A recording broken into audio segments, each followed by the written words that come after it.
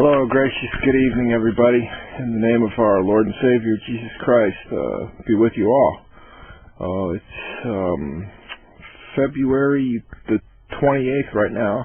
It's our second night of rain here in Ohio. It seems to have let up, but the last 48 hours, it's been a pretty consistent rain. I hope everybody's well. I kind of got the idea to turn on the recorder tonight because I had a couple ideas.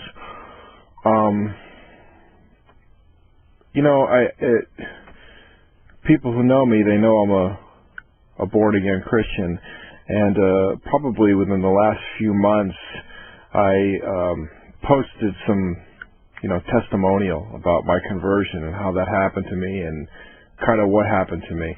And I don't even think I have all of it on YouTube. It ended up coming down to I recorded the testimony in detail of everything that happened, and it took me 24 parts to do it, each part varying from at least 10 minutes to the most maybe 25 minutes. So we're talking about, 5 hours of testimony just to cover how I got there, and I know that that's a bit much for some people, but I also knew at the time that probably wouldn't be something that everybody would listen to.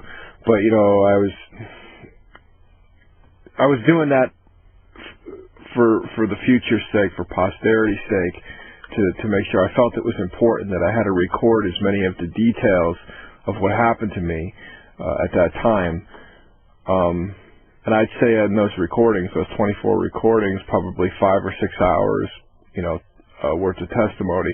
I'd say that probably takes about 80 to 85% of all the things that actually happened in consideration. So if anyone really wanted to know, I guess they can go there and listen to those recordings, but they are quite lengthy in detail, and I'm just nobody, so who wants to listen to me talk? I understand that, and that's not self-deprecation. I just know I'm just some dude, and for a lot of people, if you're not some quasi-celebrity on, YouTube or Facebook. But that's not to say, people who have a big following and they have, 5,000 fans on their Facebook or, 5,000 hits on their 20-minute testimonial video on YouTube. I believe there's a reason. I don't know what it is right now, but that doesn't happen for me. It's okay. I understand. I'm just a normal, small person in this big world, and I don't do things for the sake of hits or anything like that. I think I got 8 hits or something on my last video, and I have over 100 people that I consider pretty much to be that I've met and friends, even on my Facebook, and they don't even look at it. Not even my own friends will listen to what I have to say. So, but you know what? Be that as it may, I put the truth out there, and if even if just one person can benefit from hearing it, then I guess I would be happy with that. So, even if 2 people listen to it and they're like, wow, Bill's on to something, and I believe it, because I've known him all these years, and I know he's a sane fellow, so, maybe I'm going to start looking into this whole repentance thing and accepting Jesus Christ and doing the research and trying to get myself okay before we leave Earth. That's what the Bible is. The basic instructions before leaving Earth. I think that's the acronym I was taught. Anyway, enough gabbling about all that. But hey, no one's listening anyway, so why not the apple, God's listening. So hopefully he'll come through. I ask the Lord to come through and help me to say the right things and do the right things, because God knows that I don't always say the right things and I don't always do the right things. I'm a catastrophic mess. Well, I was baptized as a baby. So when I came into the world, I guess that means that my parents, my earth parents, my mom and dad were married in a church, and they were inside the Catholicism. So as a baby, I was baptized as a baby. Don't recall going to church at all. Between the ages of, say, 1 to 5 or 6 or 7. Then it was around the age of maybe 8 or 9, I was enrolled in what they call catechism, which is basically just an offspring of the Catholic Church. And you go and they prepare you to do some ritualistic church ceremony, such as performing your confession and a Holy Communion, and they prepare you to do these couple things. And nothing stands out to me about that time. I mean, so the background I really got to know about who God was probably initially for a couple of years between, say, 8, 9, or 10 years old, when I went to that stuff, because, we were told, you're told to do things when you're a kid. And so I did that, and I didn't have any problem with it. And as soon as that was over, when I was 10 or 12, never really had much. I don't ever remember praying. We were not the kind of family who prayed at the table. We did not, say grace. Church, after the age of 10, I could, there was pretty much 2 or 3 times a year that I remember going to church, maybe at Easter and Christmas and for weddings. That was the time as a kid I went to church. So there was really no relation with God. It was my parents' choice to have us kids, my brother, sister, and I, baptized. Then after that, nothing. I don't remember anything. I remember 8 years old being told we would go to catechism, so we go to catechism, and then we make our first confession and our first Holy Communion, and that's where it pretty much ended. Then it was like, okay, you guys did that. Now we go to church on Easter. Now we go to church on Christmas, and we don't say grace. We don't say prayers. We don't read the Bible. However, it's interesting because I remember there were a couple of Bibles in my house. One in particular that was given to two actually in particular that were given to my parents at their wedding, but there was never any emphasis put on it. I recall trying to read it as a kid, a couple times, but I didn't understand it, and I didn't have any guide. And when we were in catechism, they didn't teach us much about the Bible. It was just kind of a condensed version about who Jesus was, and I mean a very liberal condensed version from what I know now and remember from back then. So no real, deep spiritual or Bible practices, no ideas about prayer or anything like that. Anything else I might have got between the ages of, after the age of 10 was from watching movies. If I watched the 10 Commandments with, or Ben-Hur, or any of the movies that they'd make on TV or on the cable stations about the prophets, or a couple about Jesus, I remember. And that was it. After that, we'll just go right into adolescence. Adolescence was a weird time for me because, like a lot of households in my origin of domicile on the East Coast, it was a semi-stressful upbringing for a kid like me. I had a lot of stigmas attached to me as a kid. I don't recall quite how it happened. In school, I was like the kid with the learning disability. I took the short bus to school. Let's put it that way. That's just the best way. I was the kid who had to ride the short bus to school. It was a very stressful life for me growing up in my family unit. Now, I'm not here to get into details or put any kind of indictment on anybody, but there was a lot of pressure on all of us kids, and there was a lot of pressure on my mom, and I guess there was a lot of pressure on my dad too. So there was a lot of pressure on everybody, and I think in that capacity, the pots clang together, and there becomes cracks, and there was, it was a functional, dysfunctional family in a lot of ways, and that's, I want to keep it respectful, and I believe everybody thought they were doing the best they can do, but it was a very stressful upbringing. So for me, that brings me to my adolescent years. I zoned out, and I started playing music at a very young age, probably 13 years old, And right away, as soon as I started playing the guitar, I had an older brother, and he was listening to some hard rock at the time. I think the first record I really liked was like Aerosmith, Toys in the Attic. So we're talking hard rock, and I just remember listening to that record when I was even younger, 12 or 13, and just falling in love with it. And before too long, it was a lot of the hard rock bands. I got really into the Beatles at a young age, all the Beatles records, Ozzy Osbourne, big time. And so I started to pursue that kind of thing, and then we'd go to this, on Saturdays I'd hang out with my cousin, and he wanted to play guitar, and my other cousin played guitar, and then you start buying these Hit Parader magazines and Kerrang. So you start to say, I'm just saying this to set up the kind of influence that was coming in. So from a very impressionable age where I was really seeking to find my own identity and break away from, the stresses of home and figure out what I can do, I kind of found escapism in music and escapism in the records and the artists that I liked.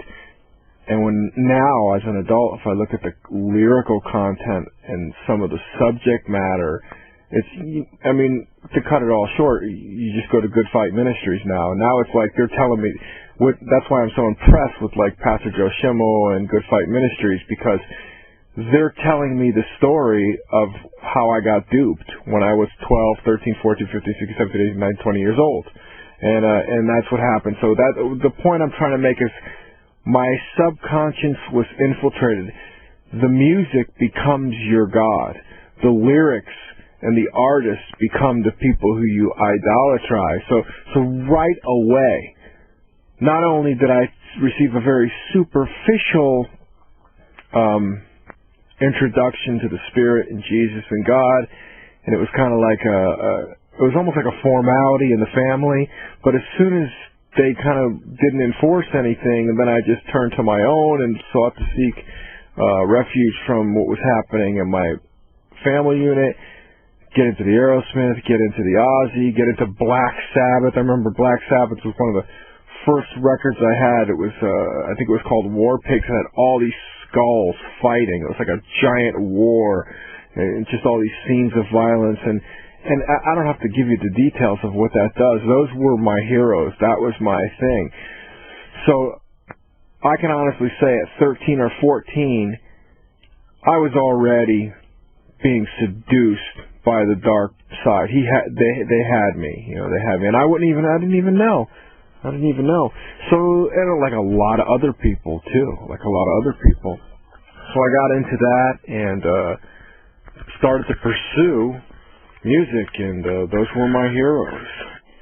And also, right there, that covers, there's a scripture that says, "My people perish for lack of knowledge," and right there, I was no Bible reading, no enforcement, no talk of Jesus in the family, emotional issues at young adolescence, turning to this, and automatically, right away, unbeknownst, underhandedly, Satan slips under the radar, and what does he give? He gives me the sin of idolatry, loving the ways of the world and the things that are coming out of the world, and the respect from the perspective of the artist, they were weaving a web of darkness that they were a lot more conscious of than we kids were.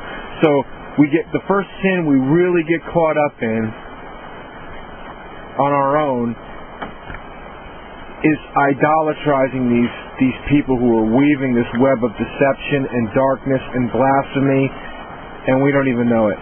Then the second sin comes in, and boy, this is big. Drug and alcohol use. I smoked my first joint when I was 12 years old. The first time I got stoned, I was 12 or 13 years old, and it was big in my neighborhood. Everybody did it. So right there, we're going right to, again, you're not supposed to get drunk. You are not supposed to use entheogenic plants. It's all in Leviticus, Deuteronomy of the Old Testament, the whole idea. We didn't even know what the Bible said at that time. So idolatry, illicit drug use, and I'm talking by the time I was 14 years old. So essentially, the devil's got me and pretty much everybody else I know by the time we're 14. And not even our parents know it, because they probably were doing the same thing in a different generation. So quite interesting when you think about that. In high school was just a continuation. You know, I think a person goes to high school between the ages of starting around 15 to 19, and it was pretty much the same thing. Idolatrizing different music, getting deeper into it, learning the craft of making music that accentuates sexuality, drug use of your own, and making your own music about that kind of thing. So now he's brought you into the family business, Satan. You've been welcomed in. You're a substance abuser by the time you're 19, and I was a substance abuser by the time I was 19. I was smoking cigarettes. I was smoking weed. I was getting drunk and stoned all the time. And then what happens? Most other people that kind of even out, they stay there. I moved to California when I'm 19 years old. Let me tell you something. Moving to Hollywood, California, and being on your own for the first time as a 19-year-old kid from a small town in Connecticut was just like a kid on the loose in a candy store like the size of Walmart who's addicted to candy. I pursued everything, and it was even the first year.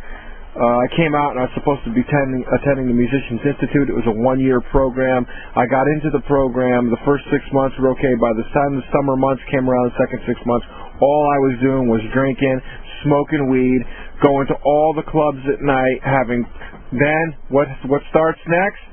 Fornication. As soon as I moved to California, the drugs were in play, the blasphemy, the idolatry through the music that I was making and enjoying. Move out to California on my own right away. Fornication comes into the picture. So we got idolatry first, we got illicit drug use second. A couple years later, fornication comes into the picture. And there's no God there's no Jesus, there's no God in my outlook of any. I remained in California for the most part. So, like I said, I moved out here the first time actually when I was 18. Stood for a little bit. For about a year, went back east for about a year. I would say I was really established and set up in California by the time I was 20 years old. And it was a continuation where things just went from bad to worst spiritually for me, and I could explain that. But on the surface it looked like, oh yeah, Bill's really done something that not a lot of people were able to do. He went out to California, he's on his own. He's working on his own out there, and I was practicing my guitar, and I was trying to get better, and I was, honing the craft, but all the while not realizing, that I was completely living in sin and in violation of a lot of the laws of God, as He put them forth. So, as I said, in that capacity, on the surface, it looked like things were going great. Like I broke away. I was recording a lot of songs. I was auditioning for bands. I was really trying to get something going with the music because I was just driven to do it. And that was my escape. And I had tunnel vision, and that was it. But that was, everybody viewed that as a good thing. And I guess I viewed it as a good thing. Now I just see it was a distraction to keep me from what I was really doing, which was living a life of sin, idolatrizing and drug use and fornication and then all the other things that go with it. At that point, once you start doing that, by the time I'm 21 years old, not only am I doing those things, now I've built up for myself a certain level of self-righteousness, conceit, the kind of things that God talks about him. He hates a self-righteous, conceited person, full of themselves. But now here I am, idolatrizing, taking drugs, I'm fornicating. By the time I'm 20 years old, I'm a little stuck up, I'm a little pompous,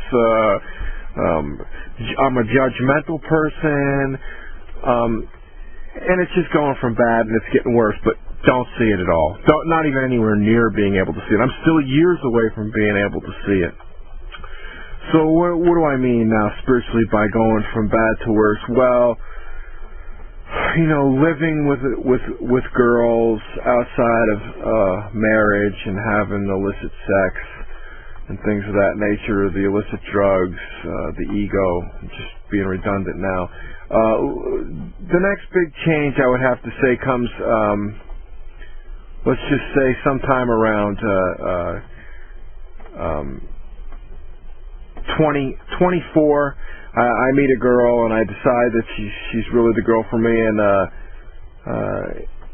I make a decision that I'm going to get married to her. This is my first wife, Sarah. I was a kid, and there were some things there, boy. Now this is going to be tough. This is going to be tough for me.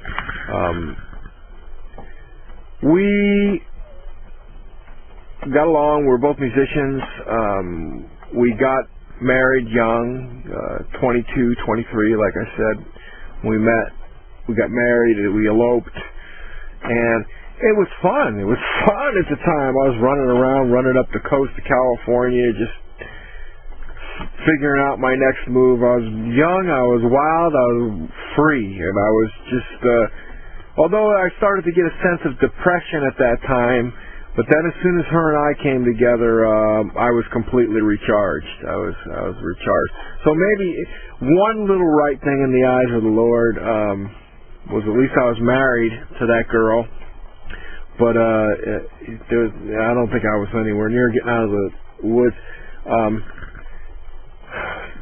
This is the hardest thing. These are the hardest things for me to say, because this is where it gets really dark and where I have to really, where Satan really drops the bomb and pulls the plug on me and puts a big nail in my spiritual coffin at the age of 25, after a year and a half of being married to this girl. We were kids, it didn't work out, and she ended up having an affair with someone, and I was being such an emotional person, and I really was attached to her. It utterly destroyed me emotionally as a kid, 24-year-old kid. It just destroyed me when I found out that she cheated on me. And I filed for a summary dissolution. There was no property. It was clean. The paralegal took care of it. He served her at her work in L.A. And it was a big mess, but, in terms of community property, nothing. We didn't have anything. We just had our instruments. That was it. We lived in a one-room apartment, and when it didn't work and she did what she did, basically, boom, she was gone. And that just did something to my spirit. It did something to my spirit, and then Satan's master work was in play at that point. He knew he had me from the time I was 14 years old. If I'm looking at it from his perspective, or the demons that he attached me to me's perspective, I'd have to say what Satan said. At 12 years old, I got this kid to do his first illicit drug use. By 12 years old, I had him idolatrizing my puppets who sing praises to me and blasphemy of Jesus Christ. By 14, I had this kid addicted to cigarettes and booze. By 19, I had him fornicating and writing my music, influencing people. Now, okay, he's got this girl. Now she cheated on him. Now I'm going to bring something else into his life. I'm going to bring hatred into his life. I was so destroyed at that point when that happened to me that I actually turned to a God who I seldom acknowledge. Only in a very vague way, but I made no time to understand him through his words, through his prophets, or through the Bible, or through Jesus. I just kind of spoke to God on and off in those years where I was doing all those things in a vague way sometimes, when I was walking down the street or when I was hiking. But I chose to turn on him actively. The God that I knew, I wanted to turn on him at that point because I was so distraught. And I remember picking a fight with him. I turned and I said one night in my pain as I was laying in the apartment, just emotionally destroyed by what Sarah had done, and I said, God, how could you do this to me? How could you make this happen? I didn't take any time to think of, about what I did or my culpability. I didn't want to deal with the pain of it. And I recall saying, how can you do this? How can you make this happen? This wasn't supposed to happen this way. And I don't like you, and I don't want anything to do with you, and I'm not going to talk to you in a kind way anymore. And you and I got a problem. That was how I was viewing it. This is tough, people. This is tough for me. But praise the Lord, thank you, Jesus, that I'm getting through it, and we're going to get through it. And what's been done in the dark has to be brought to the light. I understand that. Now, it's funny. It's not funny. I don't mean it like that. It's at that time I started going to a place that just opened. No sooner did that stuff happen. We're talking January and February of 1996. That had just happened, and there was a new Borders books that opened up in the city of Bray at the time. And I was like, well, I'm just going to go to Borders and just like get lost in books. And I don't know what drew me to it. Maybe it was my whole life actually that drew me to it. And I would go to the astrology and the magic section and start looking at books on divination and things like that. And then I saw a book, and it was Anton Lavey's book, The Satanic Bible. And I said, well, if you're mad at God, who's the polar opposite? Well, his biggest enemy is, Satan. And why don't I see what this guy has to say about God and what he's talking about? Who is this character? And that's how he got me subtly. And I opened up that book, and now we know that Lavey is a big ruse, and he was a liar, and he used a lot of false information to lure people in, just like the rock bands did. And you open it up, and you see these things. I'm not going to sit here and give a promotion, but there was a lot of things at that time based on my idea about picking a fight with God, and based on the utter hurt that I went through with the deception and cheating from Sarah and the divorce, and I was already softened up. Satan had been working on me since I was 11 years old. So it led up to this moment of me, now let me introduce myself. And I don't think it was any coincidence. I don't think I just seen the book by accident. I've heard other people's testimonies since then, and a similar thing happened to them. He knew he was working on me since 12 years old, but I never acknowledged him. I never even thought about him. I never thought that, well, gee, it's the devil that makes me at 12 years old smoke pot. Gee, it's the devil that made me fornicate at 19. Gee, it's the devil that makes me write music that talks about illicit sex and do all that kind of stuff. And it's the devil that made me get my ego and forget about God. I didn't even know.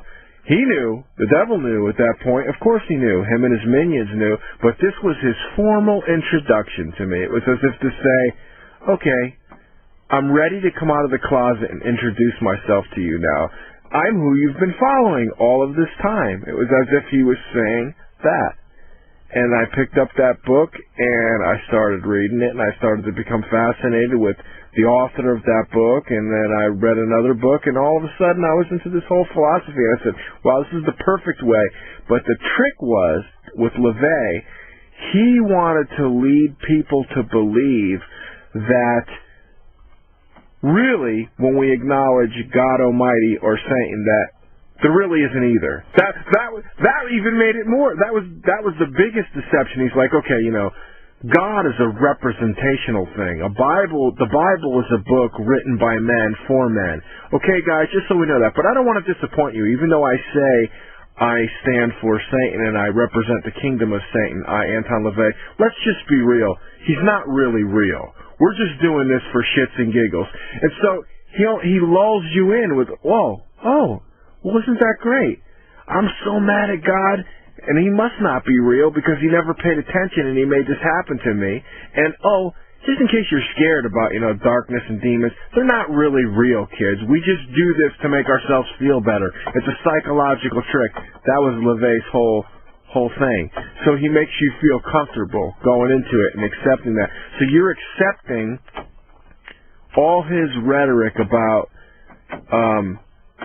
dissing God, disrespecting God, doing things like saying prayers backwards, ignoring certain commandments because they're a bunch of baloney. But it's not really a big deal because he doesn't really exist, and neither does the guy downstairs. But when you find out years later, Lavey knew there was a real one. As I learned under conviction that there's a real God and there's a real Satan. But so there I am. Now I am openly embracing that lifestyle and philosophy. So what follows next in the years of 97 and 98, particularly a 2-year period, I was already playing in a band. We were called Damon Kane, and praise the Lord Jesus, I know right now at least one other member of the band has been saved. He's in Jesus Christ, like myself, and he's put all that stuff beside, and I'm thankful for that, my brother Larry.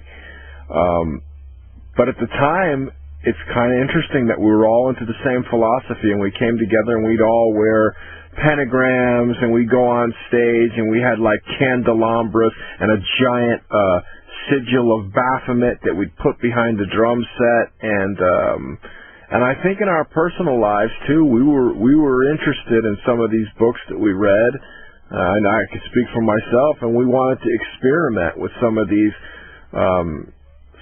magic workings and things of that nature, and ceremonies, and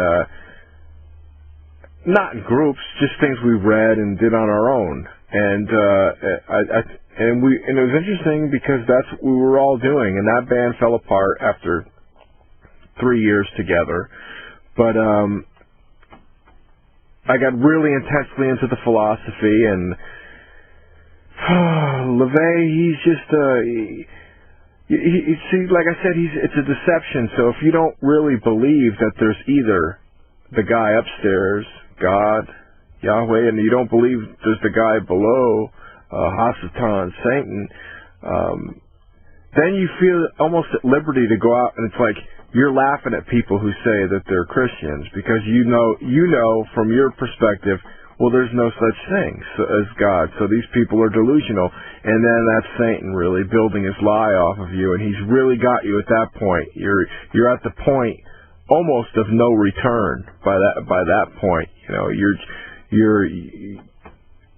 You think that you don't even think God's real, so you're blaspheming something you don't even think it's real, and he's really got you at that point. I mean, that's why I'm so grateful that something didn't happen to me then. I was living a reckless life. I did a lot of drinking, and I would drive, and by the time I was into my hardest phase of that philosophy, I was also getting into cocaine and methamphetamine, and experimenting a lot with that, hanging around with some pretty dark people, and I'm just so thankful that for whatever reason, so many people getting killed in car accidents and things of that nature, that it didn't happen to me then, because then I would have never had I would have died without a saving knowledge of Jesus Christ, or knowing what the Bible was and what it stood for, and it was a dark time. It was a very dark time, and I'm glad something didn't happen to me in that. I would say I put away all the books, all the Lavey books and the stuff around 1999. So I got into the philosophy about 96.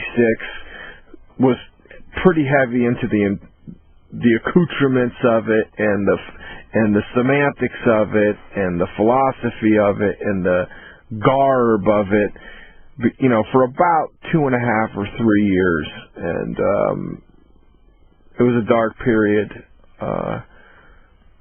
I put that away at around 1999,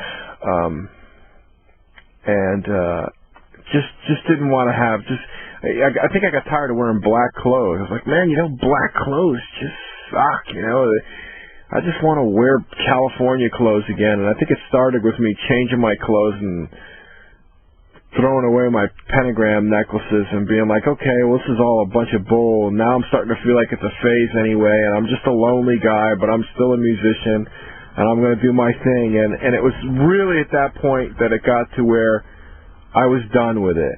I was done with it. The things I said, the music that I wrote, the blasphemies that I wrote in those music at that time, it was just a phase that I went through.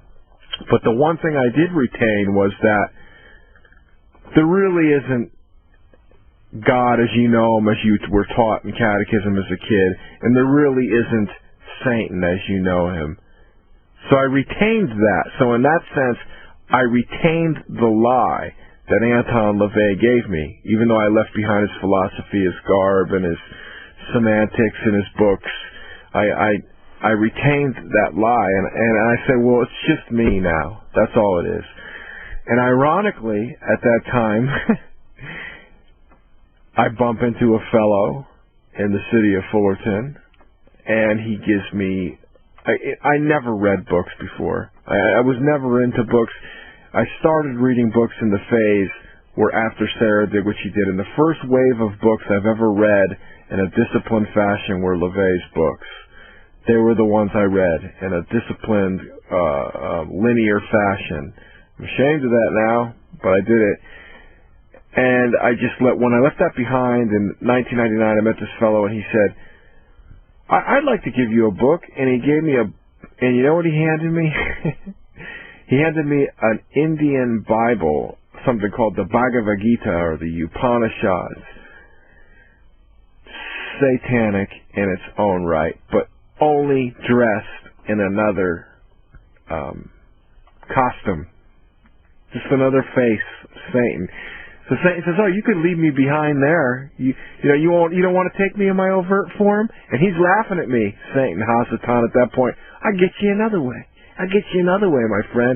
He introduces me to a guy who gives me a Bhagavad Gita, but that was so confusing to me that I said, I can't do this. So Satan's like, oh, I couldn't get him with the Bhagavad Gita. So I give the book back to this guy. He says, I got another book I want you to read.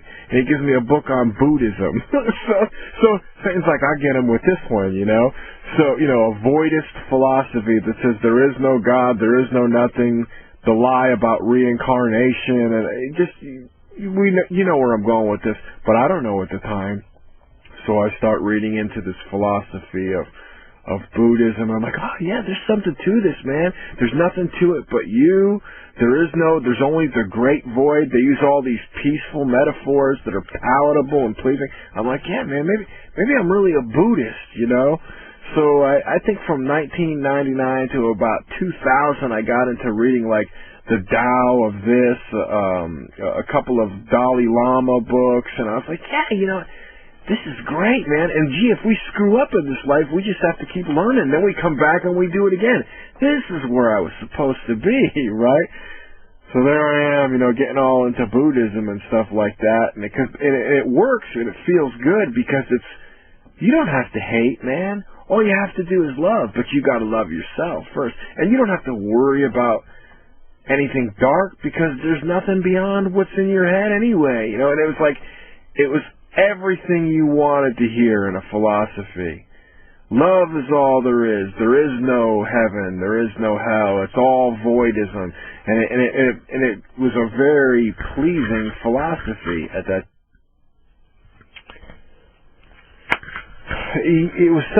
Buddhism was such a pleasing philosophy that it actually helped me to reconcile with what I considered to be my enemy at that time, Jesus.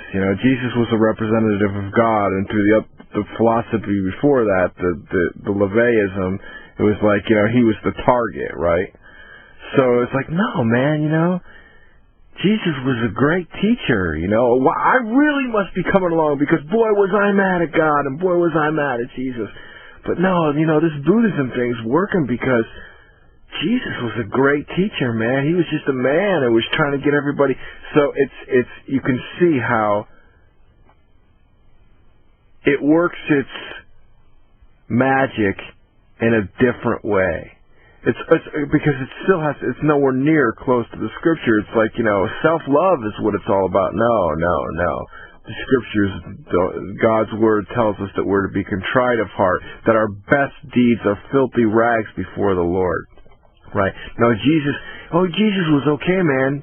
This is what the Buddhists would say. Jesus was just another bodhisattva, another great teacher. No, that's not who Jesus was. But we didn't know because we're not in the Bible yet at that point. It's Hasatan, it's Satan fooling us. So he uses the garb of a more loving philosophy to try to get us, like Buddhism that says Jesus was another great teacher. No, that's not what the Scriptures say. Jesus Christ said, I am the way, I am the truth, and I am the life, and nobody will get to the Father except through me. The others who have come before me are liars and thieves. I am the way. I am the door. You enter through me, and you will have pasture. Of course, the Buddhists won't tell you about that. They won't tell you Jesus said that. So if you're not looking for it, and you don't know about it, you just think, oh no, the Buddhists are right. Jesus was a great teacher, man.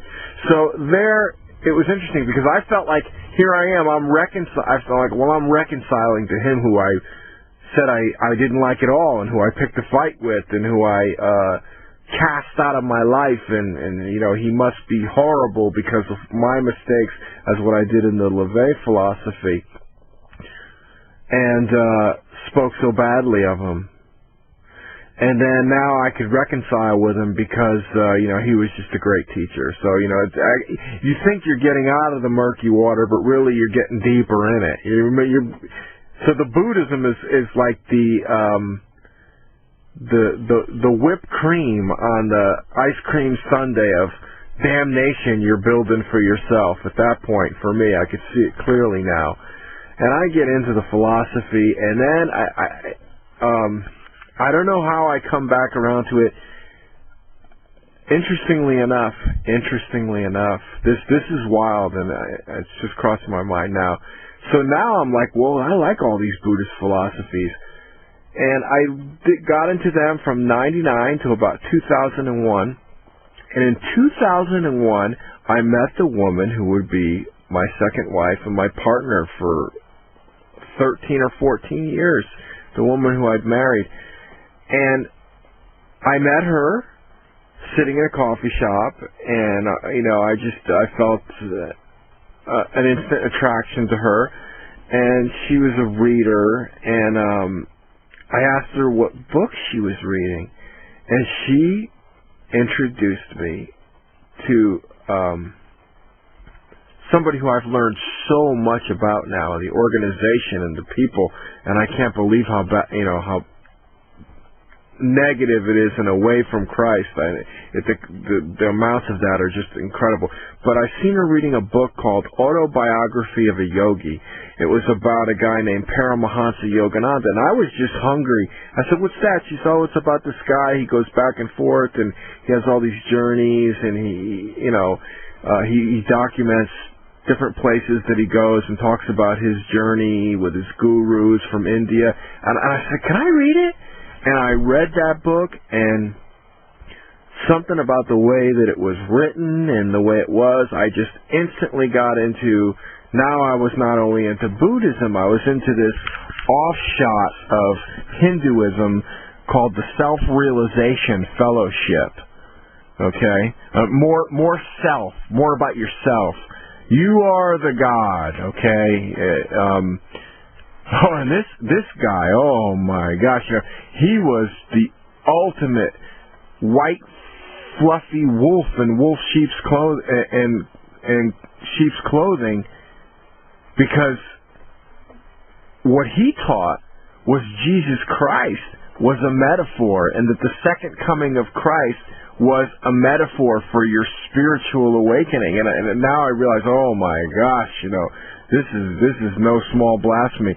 But I got very into the Self-Realization Fellowship. I took lessons from the Self-Realization Fellowship. I went to the temple shrine in Oceanside, and I just loved the book because of the way it was written and about his open-mindedness. Again, it's all about love. There is no evil. There is no darkness. You are the master of your own destiny. right back to the original lie in the garden. You can be your own God, and you just see it coming in different forms.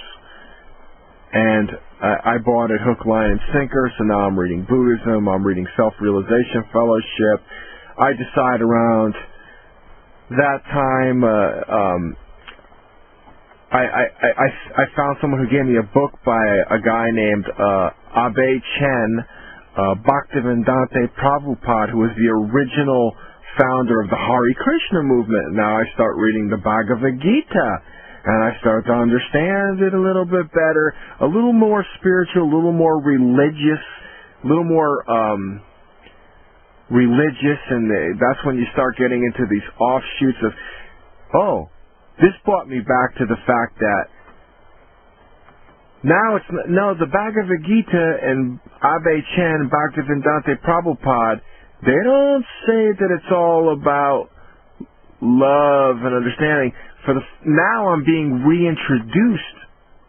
Satan is using the book, the Bhagavad Gita, and the teachings of Bhaktivedanta Prabhupada to bring back the idea in my mind that there is a supreme Godhead.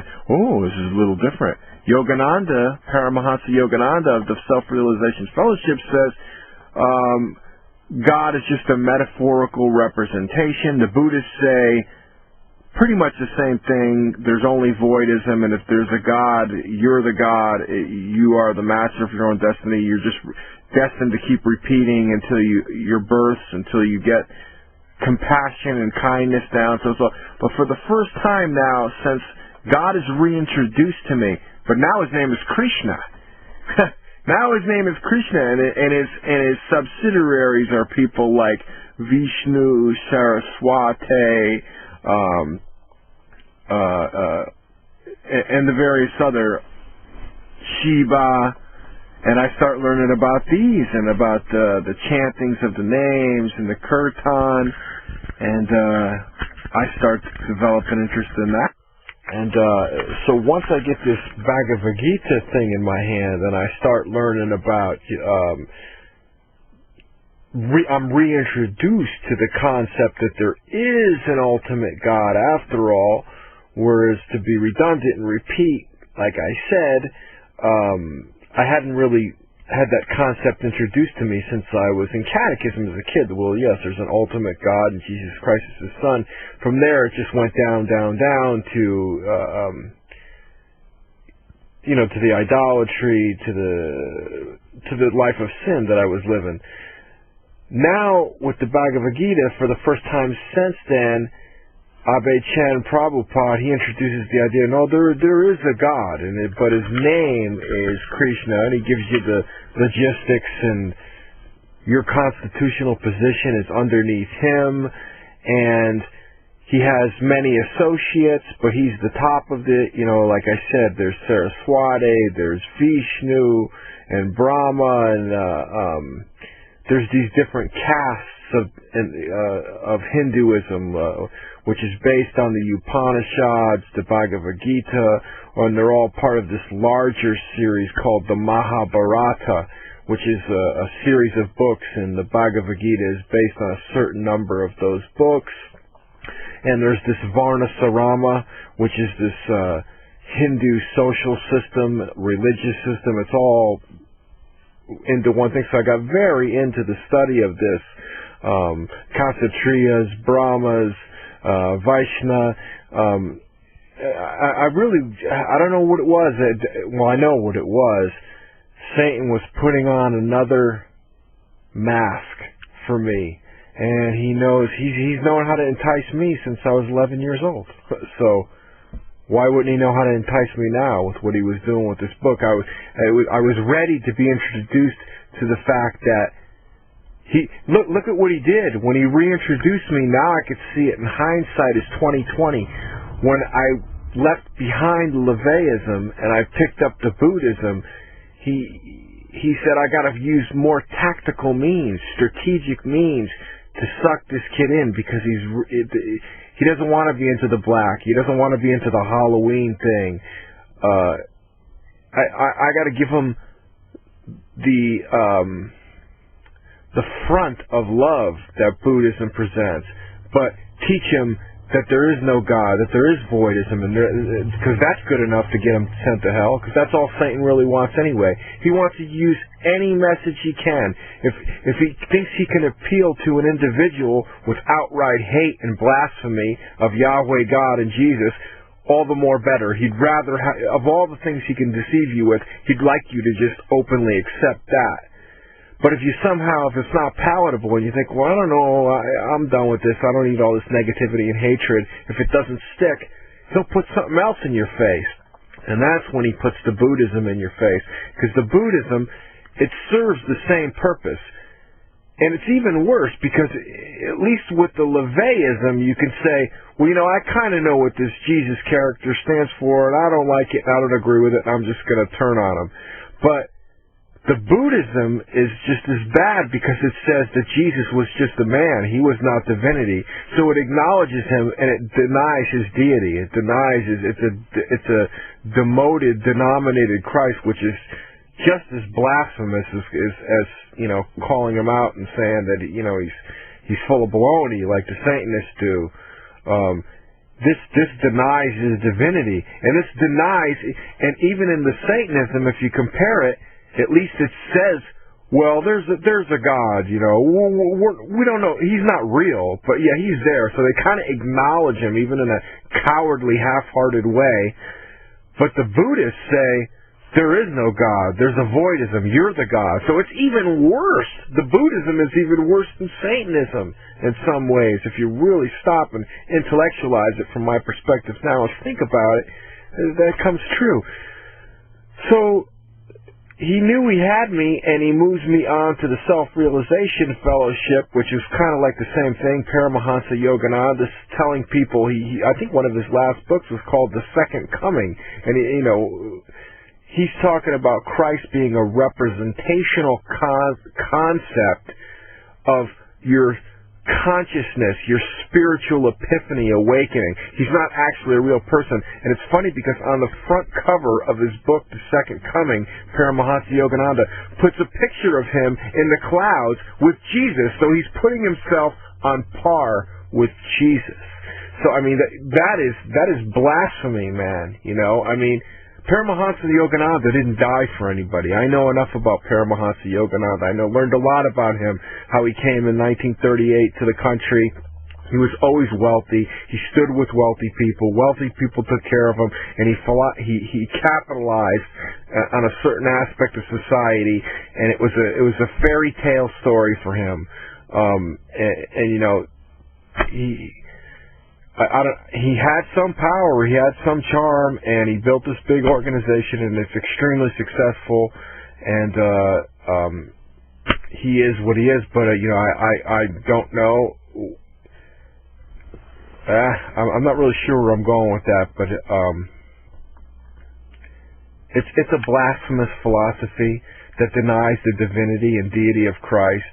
It denies that the second coming or the second advent of Christ is going to be a literal thing. The Bible tells us, when Jesus is going to come back, and when he comes back, he'll come like lightning from the sky, from the clouds of the sky, from the east of the west, and nobody's going to miss it.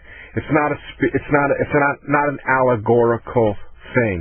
It's a literal thing. It's a literal thing. And Paramahansa Yogananda, the Self-Realization Fellowship, deduce it to something that's going to take place in everybody's conscience.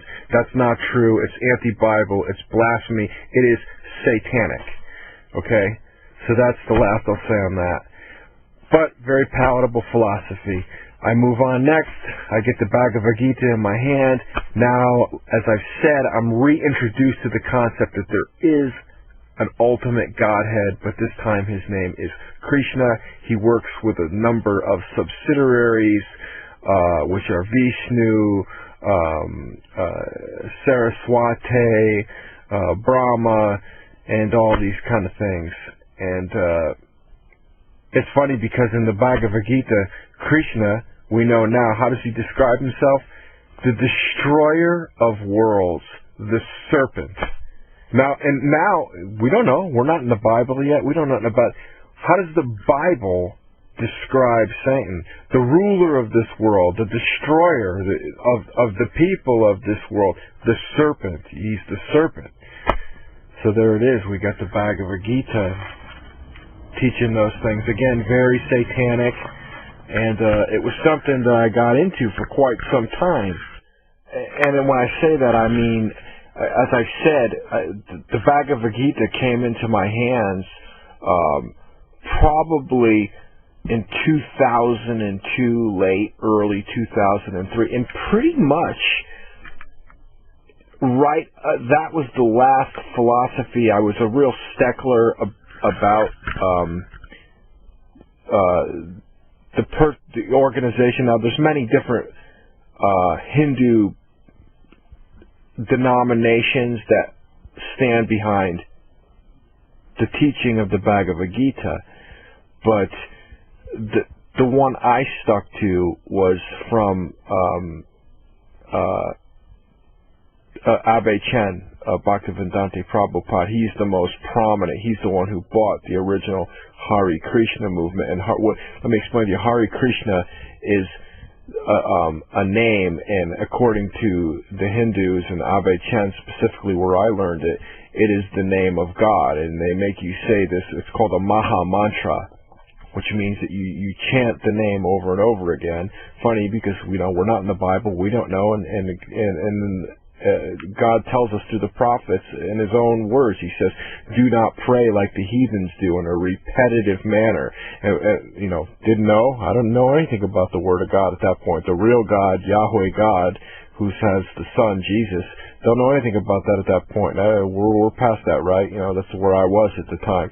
So what they do is they make you chant this Maha Mantra over and over and over again. And I would say I chanted it a pretty darn good amount of times. I would do it when I was, like I said, 2002, 2003, right up until the crap hit the fan with me, and right up until the time of my spiritual conviction. That is the philosophy that I stuck to. And I had the first couple of years I went through the phase where I read all the books. I was a stickler about reading every book that was published by Abe Chen. I must have read 40 books, on the Upanishads, about the Bhagavad Gita, the autobiography of Prabhupada and how he came to prominence, and all the stuff, some of the everything. Just pretty much everything that the Hare Krishna movement put out, I got sucked right in, and probably stopped reading actively sometime in 2006 or 2007. After that, I'd pick up a book and refresh myself. But basically, that was the end all of it for me. And in 2007, I was already married to my wife, and we had an active life of our own. She was busy pursuing her education. I was getting into cooking and health and fitness and rescuing animals. So life kind of started to change, and things really went on an upswing for a couple of years. Between, I'd say, 2007, 8, 9, 10, 11, a good 5-year period. But all that time, when I was riding on my motorcycle, I'd chant the whole Hare Krishna Maha Mantra. I'd read the books. Never went back.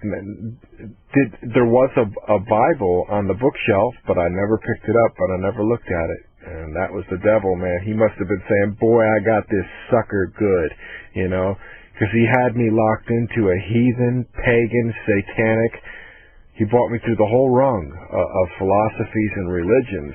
And I was stuck on this last one, and it's good enough for him because, as I said, Satan's primary goal is to tickle your ears and appeal to you in any way possible and give you any philosophy at all that he thinks will keep you away from a saving knowledge of Jesus Christ and the words of God and the prophets and the Old Testament and the New Testament. That is his ultimate goal, second only to making you believe that he does not exist.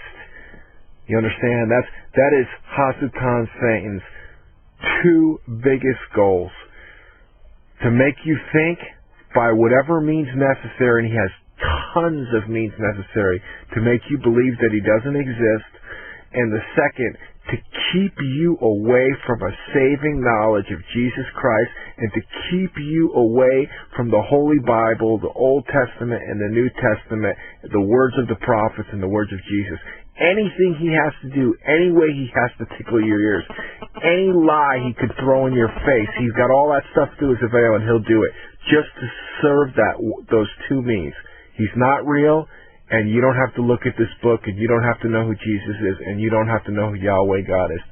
And in that regard, he accomplished that mission with me up to that point in a five-star manner, because I had felt, by the time, let's just go right up to the time before my world falls apart in 2011, and my significant other of almost 14 years decides she's going to split, and it ends.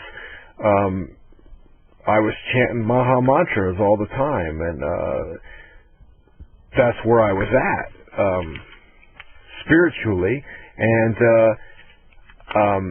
as I said, I had reconciled with the concept of Jesus, but I remember a couple of times. Now this is bad. This is how we really know that Satan had really accomplished those goals with me. I did not believe in the concept that there was truly a devil. So he accomplished what? He accomplished that significantly through all the philosophies and all the softening up, and he'd been stuck to me all those years. He pulled that off. I did not go near the Bible. I did not accept Jesus Christ as a deity, although I said I accepted that he was on earth. I accepted that he was a great teacher like the Buddhists taught me, or like Satan taught me through the Buddhists. And I accepted that. But I remember people asking me, because at that time, those last couple of years, 2009, 2010, and 11, I had been asked, do you believe in Jesus Christ? I had met an influx of Christians at that time, and I said, well, sure, yeah, Jesus was here, he's a great teacher. No, but do you believe he's the Son of God? Do you believe he came to die for your sins? And I could recall saying in more than one occasion, no, I don't believe that, and I don't think you did, and I think if you did, you're misled. Sometimes I'd say worse. And so there it is. So Satan had me. And I was in a situation where materialistically I had come up in the world at that point. You know, I had motorcycles, I had a small recording studio. I loved my wife. I loved the rescue animals we had.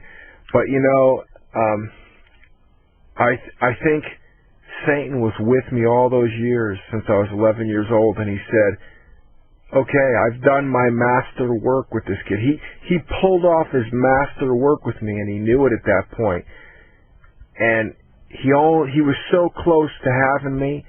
He knew me, and he knew what he had to do through me. He pulled it off so well to get me out of this life, and with him. That's what he wanted, I believe, at this point. What I mean by that, he accomplished what Satan accomplishes.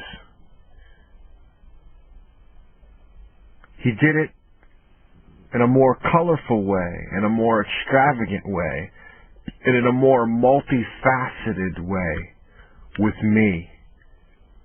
I believe it was more difficult,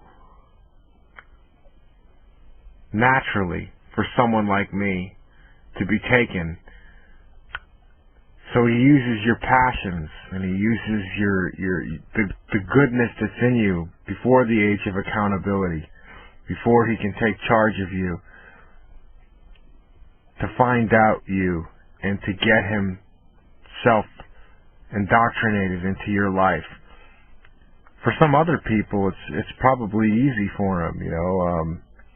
Think about the people whose parents never told them they had to go to catechism, or even gave them an introductory knowledge of Jesus. They just never knew who he was at all. It's probably easiest for him, Satan, to take them people, because you have to know Jesus. So at that point, it's 2011. He's done his work with my life. I've used my free will, but I never use my free will. I never get to that place where I have a desire or conviction to know more about Jesus. I never get to that place to have a desire or conviction to learn about the Word of God through the prophets that are in the Old Testament and that are in the New Testament, because I think I already know what they are. I was so ignorant of, I used to say, well, why does there have to be a New Testament? Because the old one wasn't good enough? Now anybody who knows how ridiculous it is to say that, and for the reasons why, I'm not even going to go into an explanation of it. I was pulled away from that stuff so far, I didn't even have a cursory knowledge about Bible prophecy. Nothing. And I was done. I was a sitting duck. And again, as I said from the phase back in the 90s, a couple of segments back, I said, I'm glad nothing happened to me then when I was in that dark phase, when I first got into the overt form of Laveyism and his philosophies. Because, well, that thankfulness doesn't change when I think about the times even when life improved so much and I was with the woman that I loved so much, my wife Stacy, and I was on the freeway driving on my motorcycle. If I had ever been mashed or something had ever happened to me then, there would have been no hope. I rejected Christ in 10 different ways, with philosophies and words and ignorance, and he really done the master stroke. And yeah, it's a little tough for me. I'm trying to get through this right now. So he worked also when I got set up. When you don't believe that there really is a God, as taught in the Buddhism, or even mentioned even in the darker philosophy of the Laveyism, where he says there is, we'll say he's there, but really he's just a representational a force that we're working with. You start, and then you don't believe, well, there's really, and the Bhagavad Gita never said anything about going to hell. It talked about how your own actions or your karma could bring you to a rebirth, but the best way to get to heaven was just to keep chanting this Maha Mantra over and over. So after you read all the 40 books of the Bhagavad Gita, well, yeah, there is God.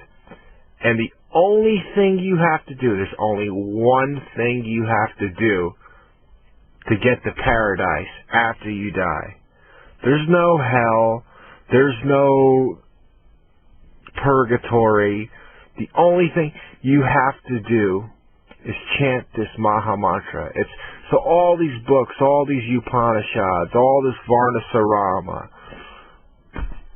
all this Mahabharata comes down to this one thing. You just keep chanting this name over and over again in a repetitive manner, and you're golden. That stuck with me. So here I am. Well, I've been to the dark phases of Laveyism.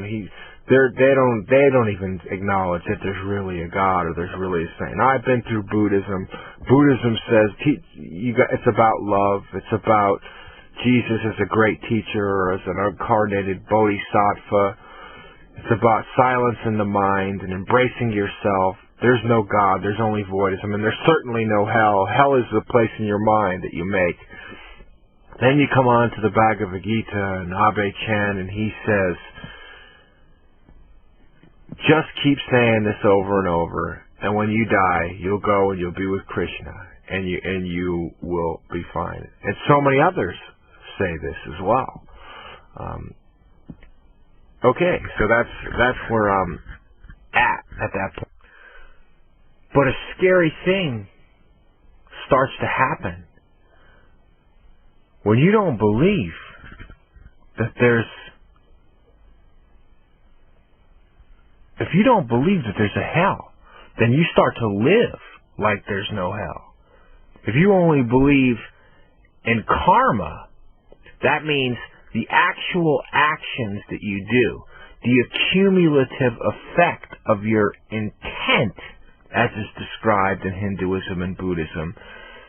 So in other words, you're idolatrizing this philosophy that says, if I go out and I save 10 animals, or I stop eating animals, which I did a lot of both of those things. I stopped eating animals, became vegan, and I started rescuing animals. That's going to accumulate. My intent, what is my intent behind doing that? Well, my intent behind doing that is to create less suffering and a more pure vessel for my body. All well and good. All well and good. But you got to remember, if you're not in the Bible and you don't know nothing about the Bible, you're not saved by good works, and that's all karma. When they talk about karma being the accumulative effect of intent, you're talking about works without faith. That's what it is. Without faith in God and Jesus Christ. So it doesn't matter how many good things you do. You're doing them for yourself, and you're doing them for a purpose of putting on a show. So you get into this whole karma thing. And then when you don't think there's a hell, you start to live like there's no hell. So you say to yourself, oh, you know what? I can go on the internet and I can watch pornography and I could really get into it and have all these twisted fantasies, because you know what? I wouldn't do anything like that. I wouldn't do anything. If I'm looking at 10 girls on pornography on the internet, it's a harmless deed. It doesn't go anywhere. It just is what it is. And when it's done, right? That's what you think. There's no karma behind it. You're just indulging in an act.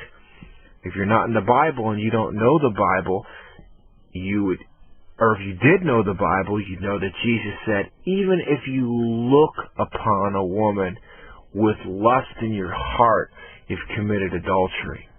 So here we are, I go out and I actually do real things in the world. I save animals. I educate people how to eat better and take better care of their bodies. I'm great. My karma's great. This is what you're thinking. This is what the Buddhists want. Go out, educate people, love people to help them make better.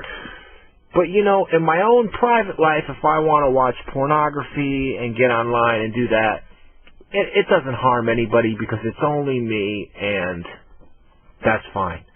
Or if I want to be completely addicted to a substance like marijuana. I was completely hooked on marijuana by 2011 to the extent of I would smoke 10 times a day some of the most powerful cannabis that has been invented or grown up until this time in our evolution of history.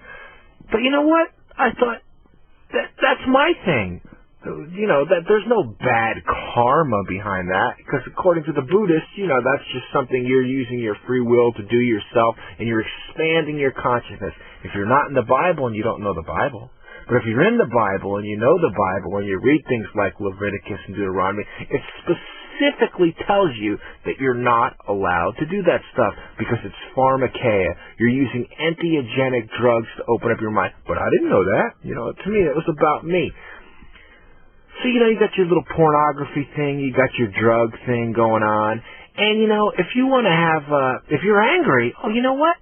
You could even start talking about how stupid people are in the world, because as long as you're just talking about it behind closed doors about how society has become so dumbed down and stupid, and how some people you just hate them so much because they're just so stupid because they're not like you or me, that they should just die. You're not in the Bible, you haven't read that. If you read the Bible, you would know that if you hate your brother or you call anybody a fool, you are in danger of hell fire.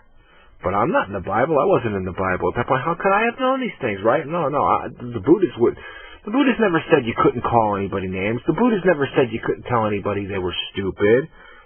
No, the Bhagavad Gita never condemned calling people dumb or calling people out who were ignorant. He never condemned using drugs and things like that. You know, as a matter of fact, there's a lot of people who would drop acid who were Hindus and do things like that and smoke and take peyote and all those other kind of drugs. So, you know, you don't think that that's working, but that's really the final nail in the coffin. What Satan is doing at that time, or what he was doing in my life with using internet sexuality and pornography, with using entheogenic drugs to the point of being completely addicted, with introducing the concept of personal hatred into my own life. If something I thought may have been a justifiably wrong or ignorant thing that was going on in a certain segment of society or with a certain person I know, I felt as though that hating that person because of what they were doing was fine. But what was happening was he was watering the seeds that he had been planting. He was going, okay, the master work is almost done with this one. That's what Satan was saying. The master work is almost done. He's so angry at society. He's so angry at individuals. He has hate, but he thinks it affects him not. It doesn't affect him. He has interest in entheogenic, and he's completely hooked on drugs, but he thinks it hurts him not. He's watering. That's what Satan's doing. He's watering at that point. He has lust beyond that which he can get with his wife. He desires other women. He has a voracious sexual appetite. What's Satan doing? He's watering the seeds that he's been planting in your mind, along with your idolatry and your fornication and your blasphemy since the time you're 12 years old. And then now I'm 41 years old by this point, and he's watering. He knows the jig is almost up for me. He's got it. He's almost got me painted completely into his corner at this point. Excuse me, guys.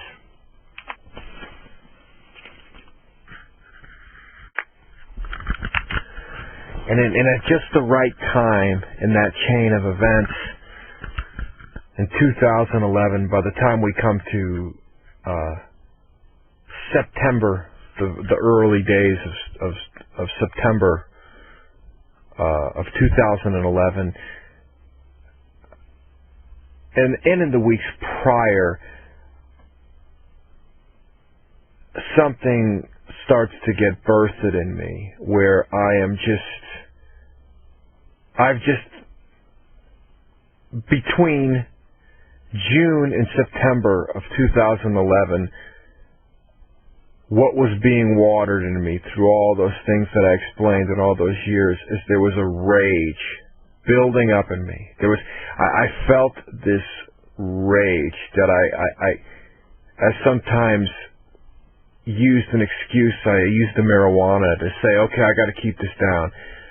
There was conflicting feelings coming up with me. There was something missing in my life, and I said, I need more money. I started to get hooked on the idea that the only way I can move up in the world was through monetary gain, and it started to drive me nuts.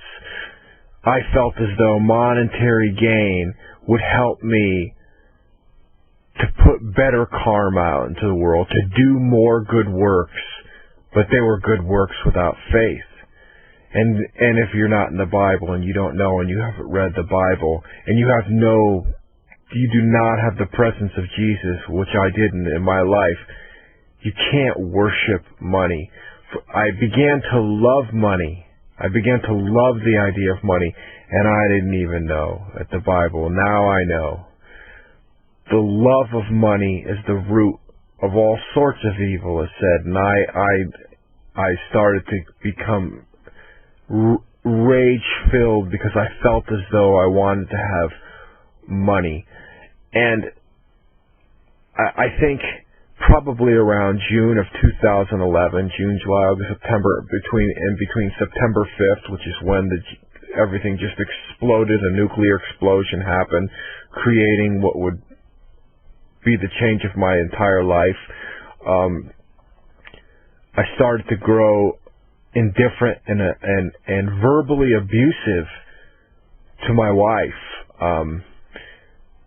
Now, I'm introducing another personality into this, and I don't wish to take all the blame, because I do feel, this is not about my relationship with her per se, but it is relevant at this point to mention it. I felt as though now, and then there was probably a little more Stacy could have did to help me, but it didn't work out that way. Ultimately, it's not on her shoulders what happened to me from the time I was 12 years old up until the time I was 32 when I met her. And these things were in the works well through that time, as well as through my marriage to her. I started to become indifferent and verbally abusive because we were having issues with each other, different kind of issues with each other. She was growing one way. I felt as though that she was moving away from me. And, it's funny, because it's not funny. But again, if you're not in the Bible and you don't know, this is so big, Jesus talks about the tongue is a fire in the human body. He says, in the same way that a ship is a giant vessel and it has this little propeller that can steer it into a wall and crush it, or steer it onto rocks, your tongue is the same thing. What comes out of your mouth can wreck everything and cause curses. And he talks about how dangerous it is when you say things. And I said some very hurtful things to my wife, Stacy, between June and September, and it was an ongoing thing. It seemed like I'd try to get it under control for a while, and something would come up. But as I said, I believe there was darker forces. Our Ephesians 6:12. We're dealing not at this point. We are truly not dealing with flesh and blood issues, though there's flesh and blood in that I'm there and my wife is there. We're dealing with principalities, spiritual wickedness in high places that was instilled in my life from a very young point. And these things are coming to the surface now, and the fire of the tongue, and what was happening, and the detonator was set. The explosion was ready to happen. It was ready to happen. I had a hair-trigger temper. As I said, there were things going on, and Stacy and I were moving apart for several weeks, maybe even a few months before the September 5th incident. Like I said, I'm not here to discuss that. I think that there's a lot more that Stacy could have did to help me, but maybe she couldn't help me at that point, maybe because what happened had to happen, and I guess now, as painful as it was, and still is at times, it brought me back to Jesus Christ. So I guess it was supposed to, I know it's supposed to happen, and I'm so grateful for that. So what happens is on September 5th, with all these things I've mentioned, they're all there now. The drug use, the indifference between my wife and I, having no presence of the Bible or Christ in my life, fornication and adulteration at that point as well. And the music, I put out 2 records, and the lyrical content on some of the songs was offensive to people. There were 2 great CDs, that I put so much hard work into, and I remember I give it to people and they say, I'm a Christian and I'm offended by some of the things you said on there. Completely godless. Of course, not the God of the Bhagavad Gita or the God of self, as mentioned in Buddhism. I had those. but I didn't have the real God, and I didn't have a saving knowledge or a respect for Jesus Christ at that point. And on September 5th, it was a morning like any other morning. It only took a couple of things to set me off, and I got set off, and I just, as I had before, I went into what I'd call like a controlled rage, where Stacy would basically just freeze up and just watch me, and I would do any one of a number of things. A punching bag in the house that I had of pillows. I would use it, for fitness stuff, but I would just hit it in a way that was like I would voice my rage and put a pillow to my face and scream as loud as I could and punch this thing until my whole body could barely move. I mean, I just had such rage in me, and that was the principalities. That was the highest power. Them was demons. As my friend on Facebook, Andy Firecharger, it was strange because he posted a video a few weeks back or a couple of months ago, and it really disturbed me. And it was in regard to this kid who his mom had canceled his World of Warcraft account, and the little brother sets up a camera in the room, just to be a wise guy. And the kid comes into the room, and I see this kid take this fit of anger, and other people are kind of joking about it. And Andy came in, Firecharger, and he said, "Them's is demons." And it was, I think I wrote something in the comments that this is actually disturbing to watch because I've been that angry before, and I believe what was happening to me based on my life since I was 12 years old, and what I didn't have in my life and what I did have in my life is they were truly demonic manifestations coming through me in that rage and in that hatred and in that hair trigger temper and in those nasty things that I would say to the woman I really loved. We needed counseling, and I think we'd have been, because it was a great loving relationship for the most part, but I had these issues that were starting to percolate from a lot longer than what was happening with her. And on that morning, it was just something silly that set me off, and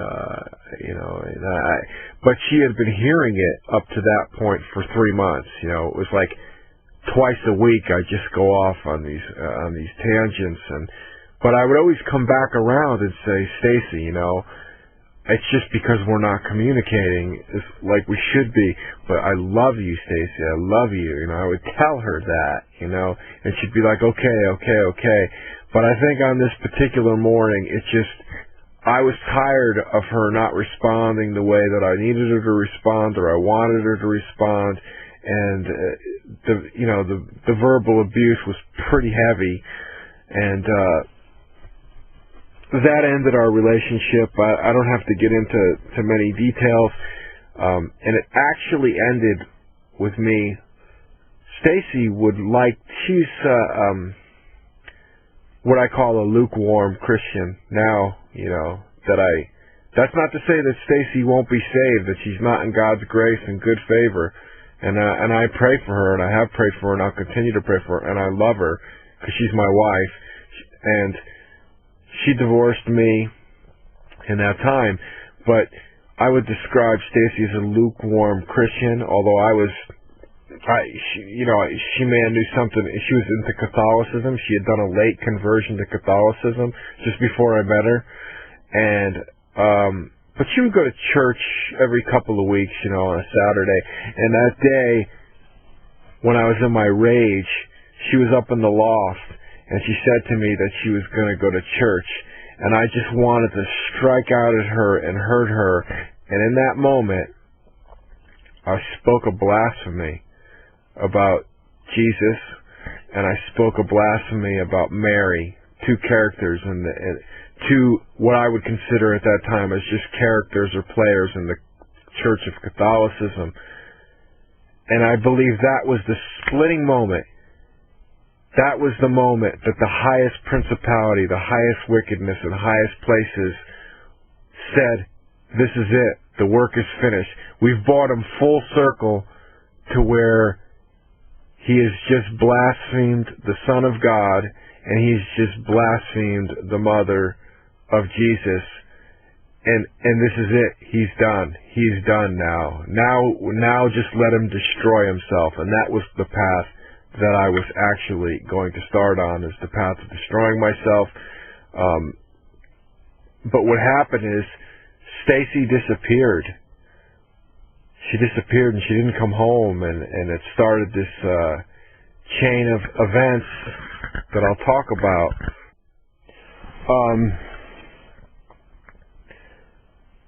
I brought my rage back under control, but Stacy had left the apartment.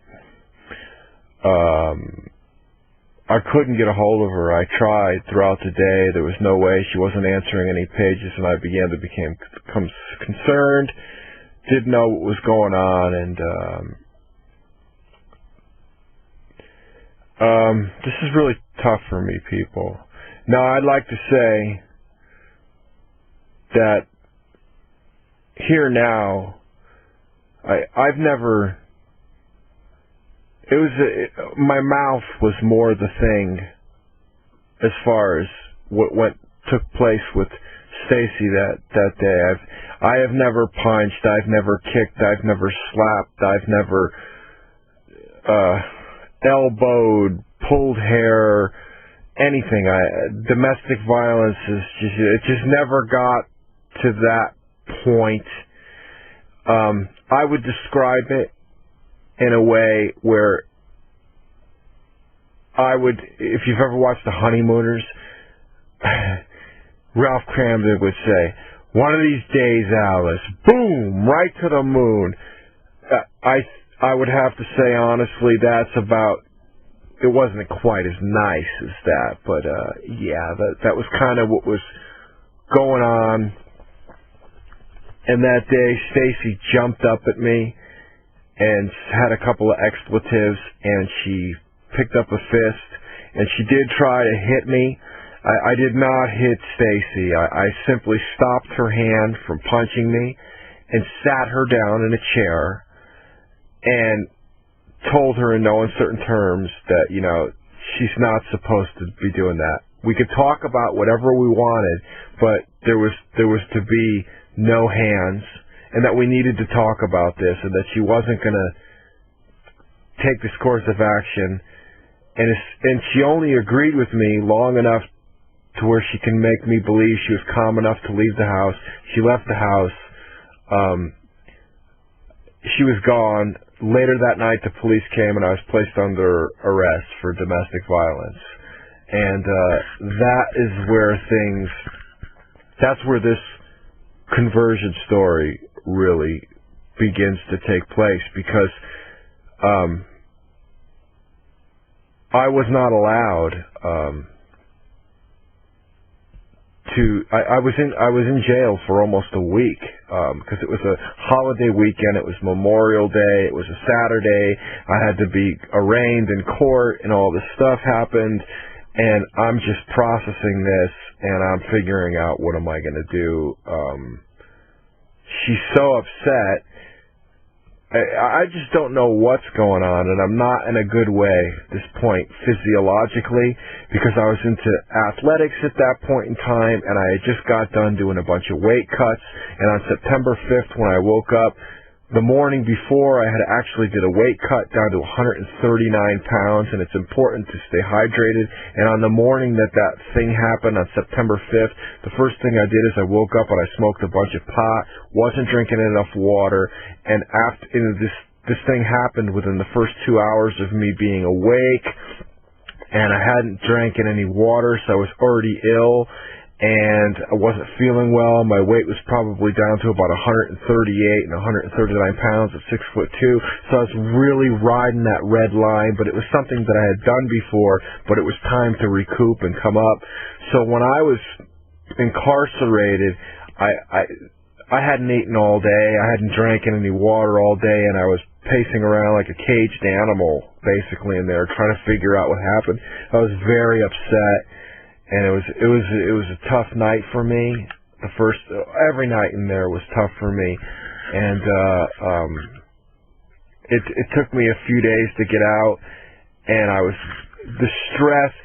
I mean, I have to say, from September 5th all the way through of September 5th, 2011, all the way through till March 11th, which is when my actual spiritual conviction and my turning to Jesus came into play, was a 6-month process that was a complete downward spiral. Everything that happened in that time was a degrading, horrible experience for me.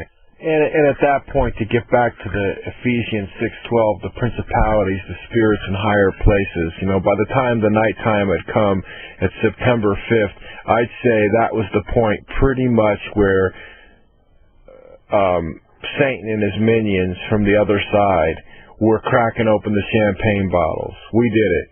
We got him now. We got him now. Because at this point, they know the only thing this guy's going to get right now, he's in trouble. This guy is so weak, and we know his makeup, and the only thing he's got waiting for him now is a suicide attempt, and then he's ours. We've done it. We've really got him. And I didn't know that was going to happen. They knew that was going to happen. I'm sure Satan knew that was going to happen, and the spirits knew what was going to happen with me. They knew my makeup. They knew who I was. They knew how to push my buttons. They lived in me. I welcomed them into me through my philosophies and from a young age. So they knew me better than I knew myself. They're demons and fallen angels and disembodied spirits. They know those kind of things. They're real, and I was a Christless person, and they had legal rights to me, and that's how it works at that point when you're at that juncture. So they knew what was going on, and that night I believe that there was, they say, by the opposite, in heaven all the angels rejoice when just one soul is saved or turns from their perdition, and I would have to think that it's a similar contrast, when somebody they've been working on since he's 12 years old is going down that path, and the last thing he did was blaspheme God. His wife just left him, and now he's in a cage. Satan's celebrating, okay? Let's get real. That's what's happening at that point. But back to me and my limited carnal knowledge at that time. By the time the last day of my incarceration had come up, I was isolated from what was going on in the outside world at that point, because obviously I didn't know anything. I just know that someone came to me late the first night, and they said, well, interestingly enough, I wasn't actually arrested. This is just a weird technicality, and I consider this thankful by the grace of God, who because every good thing is a gift from God. When I was placed under arrest that night, I remember I was handcuffed, and I said to the officer, because I didn't argue with him or anything. He just said, "Can I see your ID?" I said, "Sure." I'd dealt with police officers before, and he cuffed me, and he said, "You're under arrest." And I said, "Could you tell me what the charge is?" And he said, "I'll tell you later," which I thought was weird. You're supposed to tell someone what they're being arrested for, and he didn't tell me. So later that night, someone came in at 1:00 in the morning, and they told me, you're placed under arrest for domestic violence. And I remember being like, domestic violence? Really? And so I had that the whole week to contend with. And basically, he just said, "You see this right here? When you get out, you're not allowed to talk to your wife for a week because this is a restraining order. And she's put a restraining order on you." And I'm like, okay. And then I just left to go through the process myself for the next several days that I'm in there. And, like I said, let me get back to saying what I was saying is that I was isolated and left alone. And now I'm trying to get inside what's going on with Stacy's head. And I'm reasoning, well, I've been married to this girl. I've been with her for almost 14 years now. She's upset. She's angry. And she wants to teach me a lesson. Obviously, she's kind of embellished a little bit about what's happened. Obviously, she wasn't hit or she wasn't... I talked to my aunt while I was incarcerated, and my aunt, I said, did you talk to Stacy? And she said, yeah. She goes, I said, did she say I hit her? And my aunt said she had asked Stacy, did he hit you? And she said to my aunt, no. So, you know, I knew she was really upset. So I was like, okay, she's just mad because of all the verbal abuse, but I'm going to try to work this out. And I came to this idea. I really love my wife, but I knew I loved her. But I was really going to have to turn myself around. As soon as I get out of here, I'm going to have to wait it out 7 days and not talk to her, and then we're going to, you know, figure this out. So when I get out, I'm not allowed to go back to my house, and I'm on the street for 7 days. And now I get information that, you know, she's cooking my cats and all the stuff. And after 7 days, I'm on the streets. I go back into the house. All the stuff is gone. And that's when, you know, the reality really starts to sink in. There ain't going to be any reconciling. You know, she's taken all the stuff. She's taken the animals I've loved. She's made stuff up about me that's not true. She's over-embellished the story. She's taken things out of context. And it's bad. It's a really, really bad situation. And I believe it was September 11th, I get a phone call that says I'm to show up in court on the next day, which is September 12th. And I think, okay, well, this is going to be the opportunity where I have to try to talk to her. So I go in there. I don't know what to expect. She walks in with an attorney, a very fancy divorce attorney. And at that point, but you know, I didn't know I was being divorced. I just thought she filed a restraining order. That morning, I'm a mess. I don't have a suit. My clothes are all gone. She cleared out the closets. I got a couple of pairs of clothes. Everything's gone. The towels are gone. Everything is gone. So I've been on the street for a week. On the 14th of September, I walk into court and they hit me with another restraining order. And that just blows me away because now there's a lie. She says that she's still living in the apartment, so I can't enter the apartment. I'm on the streets for the next month, it's looking like, according to this piece of paper. There's no money. There's nothing. I mean, she's really thrown me under the bus at this point. And it's that. I don't want to get into any more details than that, but it was horrendous. It was a horrendous legal procedure that I knew was sitting before me, and that was the morning that they said she's seeking a divorce. She wouldn't look at me in court. She wouldn't do anything, and I never felt so vulnerable, so violated, and lied to and lied about and confused in my entire adult life. And all I wanted from that moment on September 14th, I just wanted to die. That was pretty much what I wanted, was to die. And there was court dates that extended into October 4th, and by the grace of God and with a little help from my brother, I was able to put some things together to get me through those court procedures, but I didn't walk out with anything. You know, I lost everything. I lost, you know, my motorcycle. I had to get rid of the motorcycle because there was no money. I had to, you know, all my guitars were gone. Every material thing that I felt to a certain capacity that I worked for and earned in that relationship was gone in that time. And sincerely, the details, I'll say one, I said I don't want to talk about the details, but I'll say one thing. On that morning, September 12th, when they handed me the last restraining order, the petition for the divorce, there was a statement that was comprised of about 3 pages. And I have never felt so sick and so lost in my life than when I read that, because she made up things about me and lies.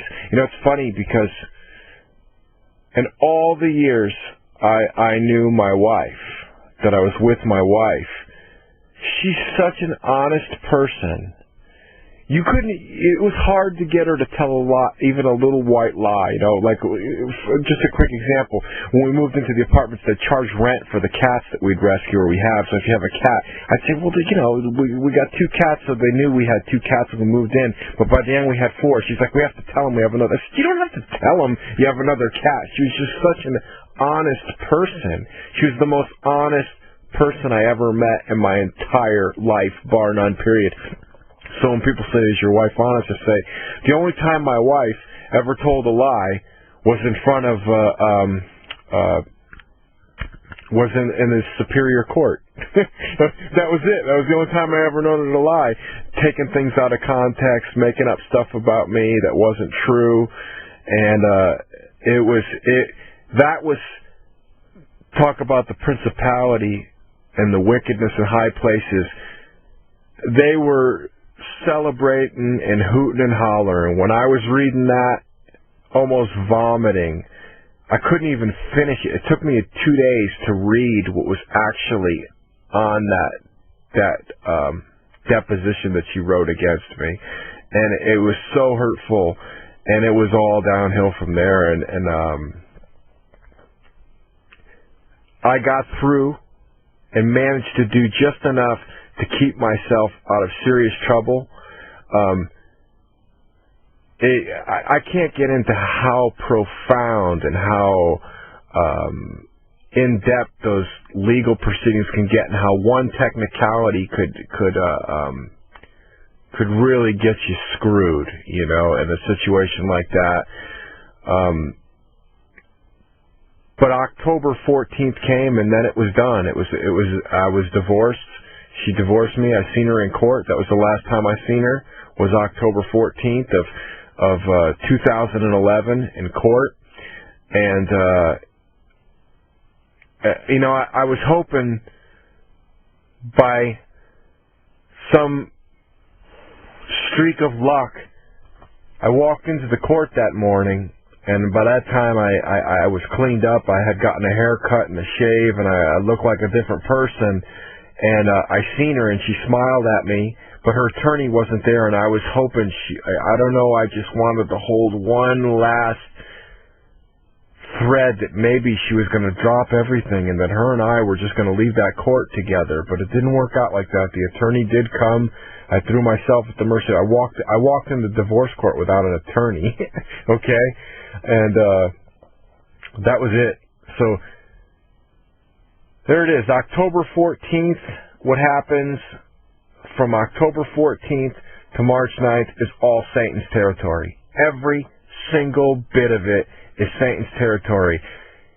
Basically, I believe spiritually what was happening to me was every demon that I could have possibly had stuck to me from the age of 12 years old stomped on me, demoralized me, used their channels of other people to bring people into my life to torment me and to beat me down and just turn my self-esteem into absolute zero. That's what was happening from October the 14th, after I left that divorce court, until the first days of March when I began to do my suicide attempt.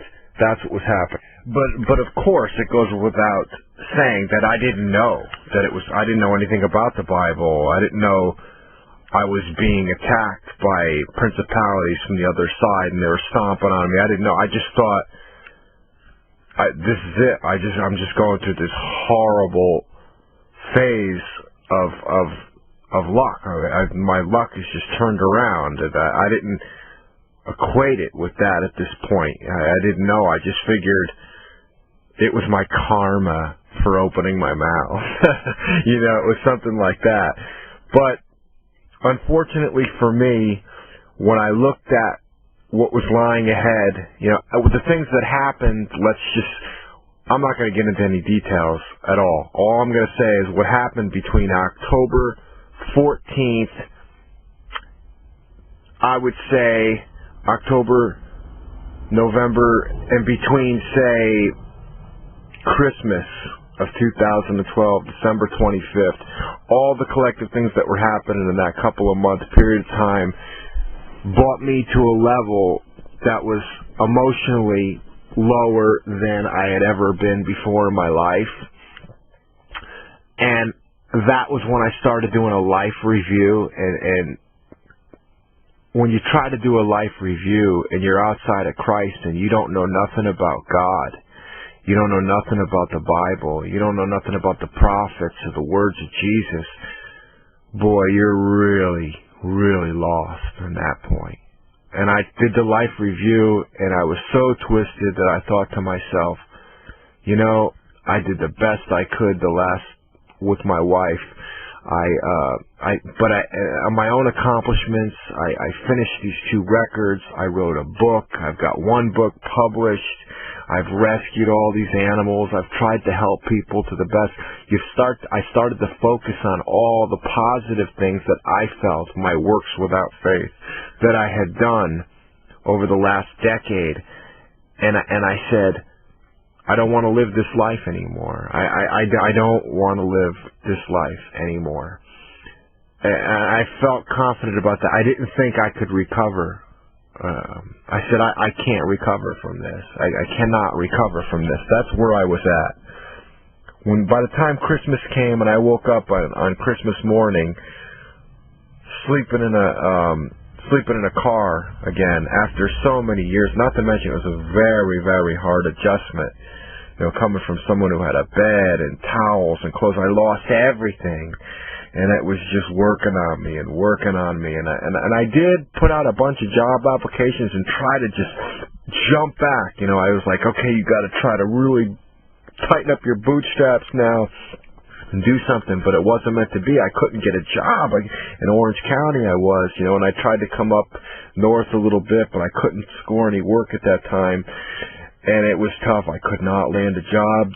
There was no money, and I was living in the car, and I was not prepared for that lifestyle. And I did my life review, and I said, you know, if I just died now, at least I have something positive to leave behind. And right around Christmas, December through January and February, for 3 months, all I obsessed on was how I was going to die. And I started to get my affairs in order, and, you know, I decided, I did a lot of research about a lot of different things, and I came to some ideas about some stuff. I knew I wasn't the kind of guy, you know, who wanted to jump off a building or shoot myself or cut my wrists, and I did a significant amount of research, 3 months worth of research, you know, all the while trying to find a job, you know, on the side. It was like a race against, if I can jump back into the world and find something to occupy me, I'm going to go for it. But if I can't, I'm going to still keep researching on how I got to get out of this world, because I can't take this pain. I can't take this betrayal. I'm alone. Everybody betrayed me at that point. You know, it was like my family helped me for a little while, and then they really turned on me. I was sick as a dog. I was alone. I was trying to call members of my family. I had my cousin telling me no one wanted to talk to me anymore because they were disgusted with me. Verbatim. I would try to call my brother through Christmas and New Year's, and he wouldn't answer the phone. He wouldn't call me back. My aunt told me she thought I was on drugs when I was sober, and it was just, you know, I was alone, and I was certain that I wanted to get out of this world, and I was actively seeking how I was going to do that, and I would say by the beginning of February, I'd come up with some things, you know, and I had gone to a doctor because I had a limited insurance that was going to last until March 1st, and I talked to my doctor, told him I was having depression, and I said, well, maybe a drug overdose would be the way to try to do this, because now Satan had me full bore, and I did manage to get over a couple of visits to lie and get myself a certain amount of benzodiazepine or lorazepam, and I said, well, maybe I can overdose. But then I was very disappointed to find out the highest dosage of lorazepam came in 2 milligrams, and there was 30 per package. So basically, you're looking at what, 60 milligrams of lorazepam, and I think I actually ended up getting 3. So we're not even talking 200 milligrams of lorazepam, and based on the research I did, it takes 2,500 milligrams of a benzodiazepine called lorazepam to kill a laboratory rat. And how much more do I weigh than a laboratory rat? So I was very disappointed that I wasn't going to be able to get the drugs that I needed to do this overdose thing, and praise the Lord that I couldn't, because let me tell you people, if I knew that taking 60 lorazepam was going to put me out, I would have did it right there. The only reason I didn't even try it is because if I just took 60, I would have ended up falling asleep. And from what I read, I did a lot of research. If you take that many, if you only take 60, 70 milligrams, you'll pass out for 2.5 days. You'll wake up and feel like you're dead anyway, and then you accomplish nothing. And then you're the guy who tried to commit suicide. I didn't want to go that route. And basically what happens then is, like I said, I'm not going to shoot myself. I'm not going to jump off a building. That's not my style. I was very ill at that point because my weight was really low. I couldn't really eat. I was so depressed and so disappointed. And I had purposely done weight cuts in my life before, and I said to myself, I started doing some research into dehydration and starvation. I was already 6'2", and at that time when I started doing this, I remember getting on a scale, and I was 136.2 pounds.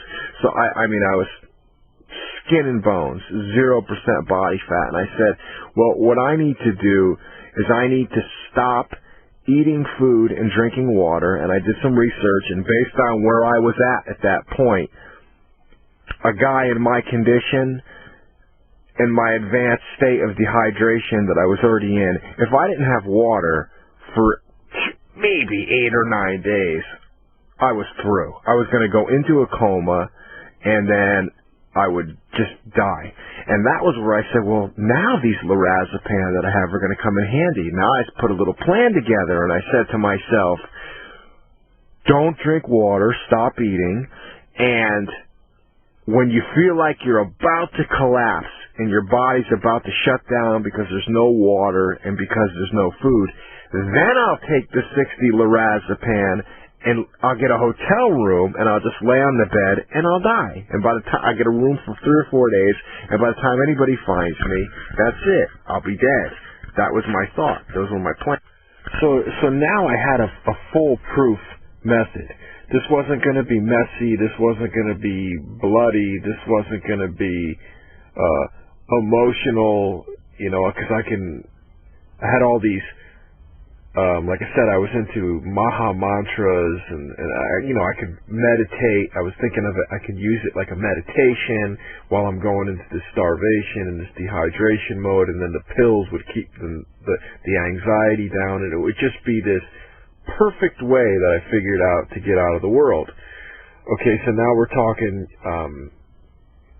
by February. That was, the 1st of February, the first few days in February, I had put that together, and I made my first attempt at trying that. What happens is that I get, probably the first week of February, I think the food was relatively easy, because, I was used to cutting weight and starving myself, but the water, something, what I remember. Your body and your mind will try to do anything it can to make you survive. I learned, even though my will says and my ego and my desire are I want to leave, once you go, I think the first time I tried, I got 24 hours without water, and this heaviness just came over me. I felt, very, very physiologically strained, and like it was hard to walk. It was like I couldn't pick up my arms, and the depression, and and I failed. So what happened is the point is I failed, and I couldn't do it. And I remember I'd get some coconut water and slug down, 2 or 3 bottles of coconut water with a little bit of almond milk, and the blood sugar levels would go back up in my system, and physiologically I'd start to come to. And then what I started doing was pecking away at the lorazepam, and I'd take 3 or 4 lorazepam after I did that, and then I'd take the water, and I would get this artificial sense of things were going to be all right, because I was like really sick and from not drinking the water. Then when I would drink it, and with the combination of the lorazepam it definitely removed any anxiety. It made me feel relaxed. So that was the first attempt. I was like, I can't do it. I couldn't do it. You're playing for keeps. You're playing for everything, and then your body is your spirit is resisting. You're so used to living and fighting to live, so it's going to take a few takes, to do it. And then I think I tried it. Well, I'll just get to the point. I tried it, the non-drinking and non-eating thing, 3 or 4 different times during February, and I couldn't do it. I couldn't. I tried, and I think the furthest I got was like 3 days without water and 3 days without food, and it was just breaking me down. And then I was becoming more depressed because I couldn't do it. I couldn't follow through with it. And now, going back to the realm of principalities, spirits in higher places, the power of God, the power of darkness, and the devil. Boy, I was in a form of hell at that time, though the real hell hadn't been revealed at that point. It was very difficult for me. When March came, I would say by March 1st, in the last recording I said, I was doing the research between the dates of October and February, where I took my first attempt, 2012. I meant to say 2011. So between October of 2011 and December, I said I started doing the research. It was 2011. The first attempts I took in the month of February were right inside 2012, where I failed. Now, March 2012, by March 1st, 2012, I was a absolute shell of the person who I was. I was completely infiltrated. I was destroyed. My spirit was gone. My spirit was completely gone. I was living in a world of massive fear, massive anxiety. Oh, it chokes me up just thinking about it now.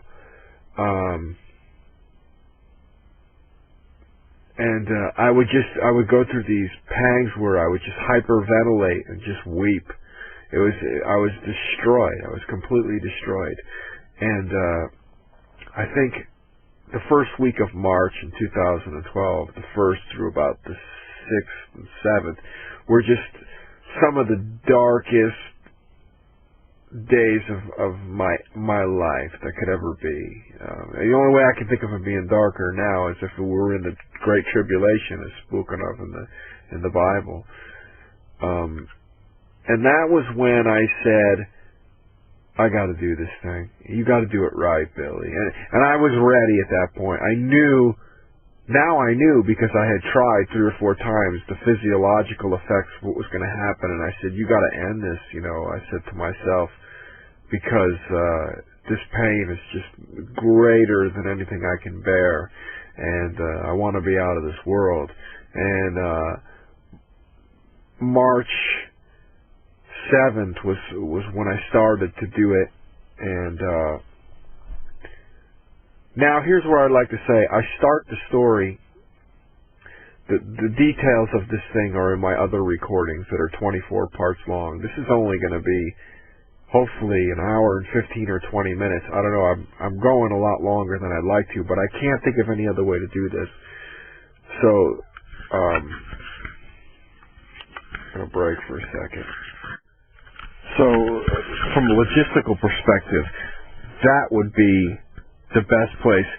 This is pretty much leading up to where part 1 of the whole other 24 part starts, because that's where all the details of what's happening, where I know I'm going to succeed, and I go for it full bore this time, and I'm not going to stop, which ended up being a culmination of 9 days without food and nearly 7 without water. I mean, so I was on my way, and that is where I talk about what happens during that period, the intricate series of details and happenings that are supernatural.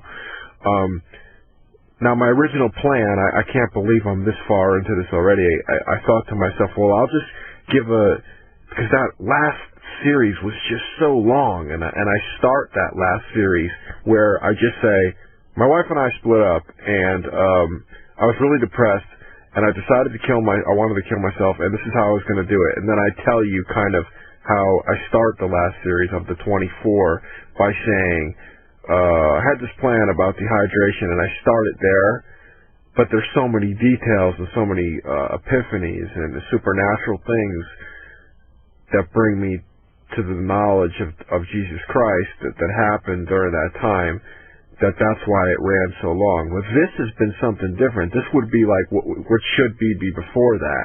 But if I tried to put it in there, we'd have a 50-part series, you know? I mean, it's just, I can't think of any way to keep it short. It's just hard to keep it short. So I think I'm going to try to just get through those 7 days without the water, basically. I don't know how I'm going to do it, but because how do you not explain what happened? But I don't know. I guess I just have to try it.